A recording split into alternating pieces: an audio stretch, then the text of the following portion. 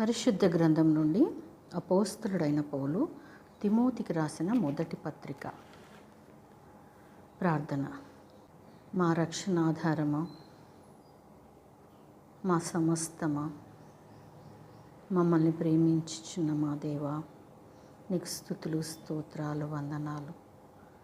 తండ్రి, ఇదిగో తండ్రి, నీ వాక్యం చదువుచుండగా ప్రభువా, మమ్మల్ని అందరినీ బలపరచుమని, స్థిరపరచుమని, సమృద్ధిలోనికి నడిపించమని యేసయ్య పరిశుద్ధ నామం అడిగి వేడుకుంటున్నాను మా తండ్రి. ఆమేన్.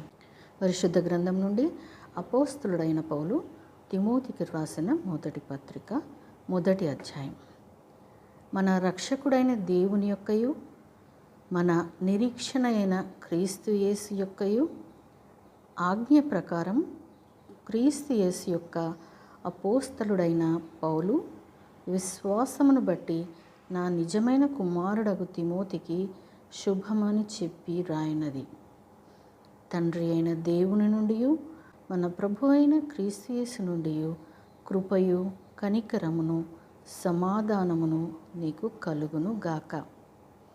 నేను మాసిదోనియాకు వెళ్ళుచుండగా సత్యమునకు భిన్నమైన బోధ చేయవద్దనియు, కల్పన కథలను, మితము లేని వంశావళులను, విశ్వాస సంబంధమైన దేవుని ఏర్పాటుతో కాక వివాదములతోనే సంబంధం కలిగి ఉన్నవి కనుక వాటిని లక్ష్య పెట్టవద్దనియు కొందరికి ఆజ్ఞాపించుటకు నీవు ఎఫెసులో నిలిచి ఉండవలనని నిన్ను హెచ్చరించిన ప్రకారము ఇప్పుడును హెచ్చరించుచున్నాను. ఉపదేశ సారమేదనగా పవిత్ర హృదయము నుండి, మంచి మనస్సాక్షి నుండి, నిష్కపటమైన విశ్వాసము నుండి కలుగు ప్రేమయే. కొందరు వీటిని మానుకొని తొలగిపోయి తాము చెప్పు వాటినైనను నిశ్చయమైనట్టు రూఢిగా పలుకు వాటినైనను గ్రహింపకపోయినను ధర్మశాస్త్రోపదేశకులై ఉండగోరి నిష్ప్రయోజనమైన ముచ్చటలకు తిరిగిరి.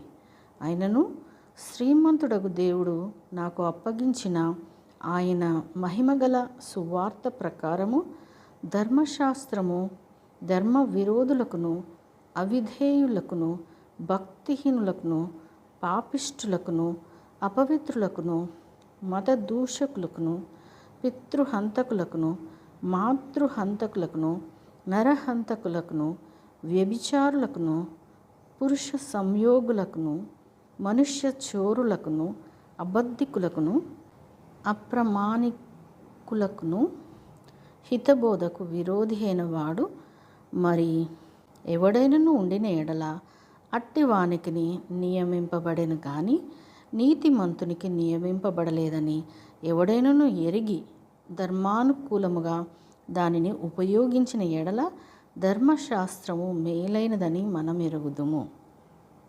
పూర్వము దూషకుడును, హింసకుడను, హానికరుడనైన నన్ను తన పరిచర్యకు నియమించి నమ్మకమైన వానిగా ఎంచినందుకు నన్ను బలపరిచిన మన ప్రభు అయిన క్రీస్తు యేసుకు కృతజ్ఞుడనై ఉన్నాను.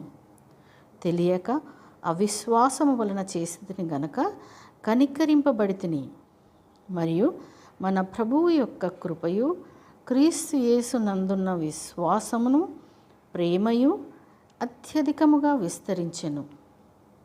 పాపులను రక్షించుటకు క్రీస్తు యేసు లోకమునకు వచ్చిన వాక్యము నమ్మతగినదియు పూర్ణాంగీకారమునకు యోగ్యమైనదియునై ఉన్నది. అట్టి వారిలో నేను ప్రధానుడను.